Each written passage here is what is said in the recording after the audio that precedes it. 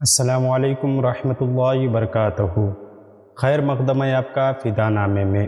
اللہ تبارک و تعالیٰ اس دنیا میں معصیت اور گناہ کے بڑھتے ہوئے رجحان کو روکنے کے لیے ایسی یگانہ روزگار ہستیاں بھیجتا رہا جنہوں نے لالچ اور تباہ، حرص، ہوس اور ان تمام چیزوں سے بالا تر ہو کر صرف اور صرف دین اسلام کی سربلندی کے لیے کام کیا اور شرار ابو لہبی کے مقابل چراغ مصطفی صلی اللہ علیہ وسلم کی لو بڑھایا۔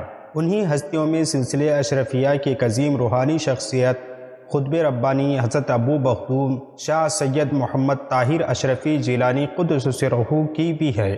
آپ مسلکاً حنفی، مشرباً چشتی، مولوداً دہلوی تھے۔ آپ صحیح النسب سید تھے۔ آپ کا سلسلہ نسب 24ویں پشت میں حضرت غوث الاعظم شیخ عبد القادر جیلانی رضی اللہ عنہ سے ملتا ہے اور 39ویں پشت میں سرکار دو عالم فخر موجودات پیارے نبی صلی اللہ تعالی علیہ وسلم سے جا ملتا ہے۔ حضرت قطب ربانی قدس سرہ کی ولادت 12 ربیع الاول کو دہلی میں ہوئی۔ ابتدائی تعلیم والدہ محترمہ سے حاصل کی اور جو بڑی متقی اور پرہیزگار خاتون تھی۔ جب آپ کی عمر 4 سال 4 ماہ 4 دن ہوئی تو بڑی دھوم دھام سے آپ کی تسمیہ خوانی کی گئی۔ اس کے بعد والد گرامی نے اپنے مدرسہ حسین بخش میں تعلیم کا سلسلہ شروع کیا۔ آپ کے والد محترم کا نام حضرت حافظ سید حسین اشرف اشرفی جیلانی قدس سرہ ہے۔ وہ اپنے وقت کے جید عالم دین اور صوفی باصفا تھے۔ خانوادہ اشرفیہ کے ایک محترم شخصیت سمجھے جاتے تھے۔ آپ کیونکہ مدرسہ حسین بخش میں تدریس کے فرائض انجام دے رہے تھے، اس لیے آپ نے اپنے ہونہار فرزند کو بھی اسی مدرسے میں داخل کروا دیا اور اپنے نگرانی میں تعلیم کا آغاز کروایا، اور حضرت قطب ربانی نے بڑے ذوق و شوق سے پڑھائی کا آغاز کیا اور 6 سال کی عمر میں قرآن کریم ناظرہ مکمل کر کے قراءت قرآن سیکھنا شروع کی اور بہت جلد اس فن میں مہارت تامہ حاصل کی۔ آپ کی آواز اس قدر جاذب اور پر اثر تھی، جب کبھی آپ تلاوت فرماتے تو حاضرین پر عجیب کیفیت طاری ہو جایا کرتی تھی۔ اکثر بزرگان دین نے آپ کی کم عمر میں ہی آپ کے منازل سلوک پر فائز ہونے کی بشارت دی تھی۔ چنانچہ جب آپ کی عمر 6 سال کی تھی تو ایک روز اپنے والد محترم کے پاس تشریف فرما تھے کہ ایک درویش تشریف لائے۔ وہ پہلے تو آپ کو تجسس بھری نگاہوں سے دیکھتے رہے، پھر انہوں نے آپ سے سورہ یوسف سننے کی خواہش ظاہر کی۔ آپ نے تلاوت شروع کی۔ اس دوران وہ بزرگ کبھی روئے اور کبھی مسکراتے رہے۔ تلاوت ختم ہونے کے بعد انہوں نے آپ کی پیشانی کو بوسہ دیا۔ والد گرامی نے جب اس مسکرانے اور رونے کی وجہ پوچھی تو اس درویش نے فرمایا، حضور مسکراتا ہوں تو آپ کا یہ نور العین افقی ولایت پر مہتاب بن کر چمکے گا، لاکھوں انسان اس سے فیض پائیں گے، اور روتا اس لیے ہوں کہ آپ یہ بہار نہ دیکھ سکیں گے، یعنی اس دنیا میں آپ نہیں رہیں گے۔ اس کے بعد درویش حضرت قطب ربانی قدس سرہ کی پوشانی کو ایک مرتبہ پھر بوسہ دیے اور غائب ہو گئے۔ اس کے بعد وہ درویش کبھی نظر نہیں آئے، لیکن یہ ضرور ہے کہ اس واقعے نے حضرت حافظ سید حسین اشرف اشرفی جیلانی علیہ الرحمہ کے دل پر گہرا اثر کیا۔ انہوں نے تعلیم کے ساتھ آپ کی روحانی تربیت بھی شروع کر دی۔ چنانچہ والد محترم نے آپ کو 9 سال کی عمر میں سورہ مزمل کا چھلا کروایا، جو آپ نے دریائے جمنا میں ناف تک پانی میں کھڑے ہو کر کیا۔ دوران چلا یہ خونخوار مچھلی نے آپ کے پیر پر کاٹ لیا، لیکن آپ نے اسی حالت میں بقیہ چلا مکمل کیا۔ اس چلے کی پوری تفصیل حضرت قطب ربانی علیہ رحمت رضوان کی سوانح حیات میں موجود ہے۔ قرآن کریم تجوید کے ساتھ ناظرہ کرنے کے بعد والد محترم نے آپ کو عربی و فارسی کی کتب خود پڑھائیں، اور اب یہ سلسلہ جاری تھا۔ آپ کو صاحب پدری سے محروم ہونا پڑا۔ والد محترم کے وصال کے بعد پورے گھر کی کفالت کی ذمہ داری قطب ربانی کے سر آئی، اور ساتھ ہی ساتھ تعلیم کو بھی جاری رکھا۔ آپ نے وقت کے جید علماء سے درس نظامی کی تکمیل فرمائی اور دور حدیث شریف کی تکمیل مشہور مفتی محدث جناب مفتی حبیب احمد علوی علیہ رحمت رضوان سے کی۔ مفتی صاحب آپ پر بڑی شفقت فرماتے تھے اور کئی گھنٹے آپ کو حدیث شریف کا درس دیتے تھے اور پڑھاتے تھے۔ مفتی صاحب نے اپنے شاگرد میں ہونہاری کے آثار دیکھتے ہوئے اپنی صاحبزادی کا عقد آپ سے کر دیا۔ شادی کے بعد آپ کی ذمہ داری میں مزید اضافہ ہو گیا۔ چنانچہ آپ نے اس ذمہ داری کو نبھانے کے لیے مدرسہ حسین بخش میں والد محترم کی جگہ درس و تدریس کا سلسلہ شروع کیا اور کئی سال تک تعلیم دیتے رہے اور درس و تدریس سے وابستہ رہے۔ اگرچہ محترم حافظ سید حسین اشرف الجیلانی نے آپ کو کم عمری میں ہی طریقت کے بہت سے اسرار و رموز سے آگاہ فرما دیا تھا اور اپنی نگرانی میں چلے بھی کروائے تھے، لیکن ان کے اچانک وصال سے روحانی تعلیم کا جو سلسلہ جاری تھا وہ ختم ہو گیا، جس کا آپ کو بے حد خلق تھا۔ یہ دور آپ کے لیے بڑا آزمائشی دور تھا۔ ایک طرف آپ کو معاشی معاملات حضرت کے روحانی رجحانات کو چیلنج کر رہے تھے، دوسری طرف رائے سلوک کے نشیب و فراز سے کما حقہ واقفیت کرانے والا باپ ہمیشہ کے لیے دنیا سے رخصت ہو چکا تھا۔ لیکن ان تمام چیزوں کے باوجود آپ نے نہایت صبر و استقلال سے حالات کا مقابلہ کیا اور عبادت و ریاضت میں بھی مشغول رہے۔ اسی دوران آپ کی ملاقات سلسلے اویسیہ کے ایک بزرگ حضرت سید احمد حسین الملقب امیر علی شاہ کمبل پوش علیہ رحمت رضوان سے ہوئی۔ انہوں نے تکمیل معاملات میں آپ کی رہنمائی فرمائی۔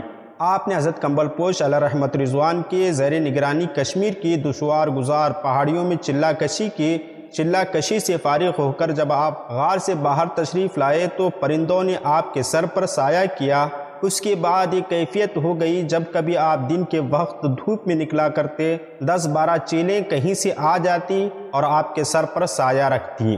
آپ نے صورت دیکھی تو کچھ پڑھ کر انگلی آسمان کی جانب اشارہ کیا، وہ چیلیں غائب ہو گئی۔ حضرت کمبل پوش صاحب علیہ رحمت رضوان نے آپ کو بیعت نہیں کیا بلکہ مرشد کامل کی بشارت دے کر رخصت ہو گئے۔ جب حضرت کمبل پوش صاحب علیہ رحمت رضوان نے آپ کو مرشد کامل کی بشارت دی تو کچھ دنوں بعد مجدد سلسلے اشرفیہ اعلیٰ حضرت اشرفی میاں علیہ رحمت رضوان دہلی تشریف لائے اور آپ کی ذات بابرکات سے سلسلے اشرفیہ کو جو فروغ حاصل ہوا وہ بیان سے باہر ہے اور آپ کو مجدد سلسلے اشرفیہ کہا جاتا ہے۔ اشرفی میاں کی نظر خانوادہ اشرفیہ کی اس ابھرتے ہوئے روشن ستارے پر پڑی تو آپ نے خطب ربانی کو شرف توجہ بخشی اور بیعت سے مشرف فرمایا اور معمولات خاندانی کی تعلیم دی اور خلات خاص اور خرقہ مبارک اور تاج اشرفی سے سرفراز فرما کر سلسلے چشتیہ، قادریہ، سراجیہ، اشرفیہ میں مزاج بیعت کر کے شجرہ شریف دستخط و مہر سے مزین عطا فرمایا۔ یہ خلات خاص، خرقہ مبارک اور تاج اشرفی اور شجرہ اشرفی تبرکات اشرفی کے طور پر درگاہ عالیہ اشرفیہ آباد فردوس کالونی کراچی میں محفوظ ہیں۔ حضرت قطب ربانی قدس سرہ نے اشرفی میاں کے دست مبارک پر بیعت کی اور بیعت کے فوراً بعد اعلیٰ حضرت اشرفی میاں علیہ رحمت رضوان نے آپ کو سلسلے عالیہ اشرفیہ اور دیگر سلاسل کی اجازت و خلافت عطا فرمائی۔ اعلیٰ حضرت اشرفی میاں کے علاوہ بھی آپ کو دیگر مشائخ طریقت سے مختلف سلاسل کی خلافتیں عطا ہوئی۔ ان کے کچھ نام یوں ہیں: سلسلے عالیہ، چشتیہ، نظامیہ، اشرفیہ اور قادریہ، جلالیہ، اشرفیہ، نیز معمریہ، منوریہ کی خلافت اعلیٰ حضرت اشرفی میاں علیہ رحمت رضوان سے حاصل ہوئی۔ سلسلے عالیہ، صابریہ، نقشبندیہ، سہروردیہ، قادریہ کی خلافت حضرت سید شاہ تسلیم احمد صابری امروی علیہ رحمت رضوان سے حاصل ہوئی۔ سلسلہ فخریہ، نظامیہ، شمسیہ کی خلافت حضرت میاں عبدالصمد شاہ صاحب علیہ رحمت رضوان سے حاصل ہوئی۔ سلسلہ عالیہ قادریہ اویسیہ کی خلافت حضرت احمد حسین الملقب امیر علی شاہ کمبل پوش علیہ رحمت رضوان سے ملی۔ سلسلہ نقشبندیہ، اسراریہ، ابوالعالیہ قادریہ برکاتیہ کی خلافت حضرت نوشا میاں قادری علیہ رحمت رضوان سے حاصل ہوئی۔ بیعت و خلافت کے بعد آپ مرشد کامل اعلیٰ حضرت اشرفی میاں علیہ رحمت رضوان کے حکم سے تبلیغ دین کے لیے روانہ ہو گئے اور اس سلسلے میں پہلا سفر کلکتہ کا کیا۔ ابتدا میں لوگ آپ سے واقف نہ تھے، لیکن جب دھرم تھلہ کے میدان میں آپ نے پہلی تقریر فرمائی تو اس وقت آپ کے تقریر کے بعد کئی سو غیر مسلم اسلام کے دامن سے وابستہ ہو گئے۔ اس کے بعد آپ کی شہرت دور دور تک پھیل گئی۔ لوگ جوق در جوق آپ کی خدمت عالیہ میں حاضر ہونے لگے اور داخل سلسلے عالیہ اشرفیہ میں سے وابستہ ہونے لگے۔ وہاں سے آپ ضلع گیا تشریف لے گئے جو ایک پسماندہ علاقہ تھا۔ مذہب سے دوری، ہندوائی رسم کا عام رواج تھا۔ مسجدیں بہت کم تھیں جبکہ دینی مدارس کا نام تک نہ تھا۔ آپ نے جب یہ تصویر دیکھی تو بہت سے تبلیغی اور اصلاحی اقدامات کیے۔ پہلے اپنے مریدین میں سے چند پڑھے لکھے سمجھدار لوگوں کو منتخب کر کے انہیں دین کی ضروری احکامات سمجھائے، پھر انہیں مختلف علاقوں میں بھیجا، اور اس کے علاوہ آپ خود بھی کئی گھنٹے مسلسل درس دیتے اور اصلاحی بیانات فرماتے رہتے۔ یوں تو آپ کی ذات گرامی سے کشف و کرامات کے بے شمار واقعات ظہور پذیر ہوئے۔ برکات فیوض اشرفیہ کی شمع دہلی میں فروزہ رہی اور تقسیم ملک کے وقت حضرت قطب ربانی قدس سرہ مع اہل و عیال ہجرت فرمائی۔ آپ پابندی قوانین شریعت پر زور دیتے تھے اور حاضرین مجلس و مریدین کو صوم و صلاۃ کی پابندی، نماز کی پابندی کی تلقین فرماتے تھے۔ ننگے سر بیٹھنے والوں کو سخت ناپسند فرماتے تھے اور آداب محفل ملحوظ رکھنے کی سخت تاکید فرماتے تھے۔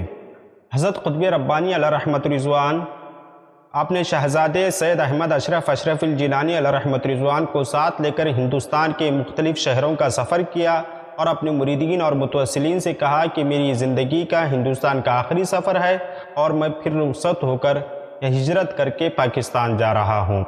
اس دورے کے بعد آپ پاکستان منتقل ہو گئے اور آپ کی طبیعت خراب رہنے لگی۔ علالت کے باعث آپ حجرہ مبارکہ میں رہنے لگے۔ سارا کام آپ نے جانشین ابو محمد سید احمد اشرف الجیلانی کے سپرد کر دیا، اور آپ کے علاج کے لیے جب ڈاکٹر کرنل شاہ کو بلایا گیا تو انہوں نے کافی دیر آپ کا معائنہ کیا اور بعد میں مریدین سے کہا، میں نے اپنی عمر میں آج تک ایسا مرض نہیں دیکھا۔ جب میں نے ان کے دل پر آلہ لگایا تو ان کے دل سے اللہ اللہ کی آواز آ رہی تھی، ان میں روحانیت کا غلبہ ہے۔ اس علالت کے دوران آپ نے کراچی کے تمام قبرستانوں کی مٹی منگوا کر سونگھی اور فرمایا، یہ میری مٹی میں نہیں ملتی، ہمارے لیے الگ ہی مقام ہوگا۔ ایک دن آپ چہل قدمی فرماتے ہوئے اس مقام تک آئے جہاں آپ کا مزار ہے، مختلف مقامات سے مٹی اٹھا کر سونگھی، پھر ایک مقام کی نشاندہی کرتے ہوئے فرمایا، ہماری مٹی اس جگہ کی ہے اور ہمیں یہیں دفن کرنا ہوگا۔ چنانچہ جمادی الاول کے ماہ میں حضرت قطب ربانی نے وصال فرمایا۔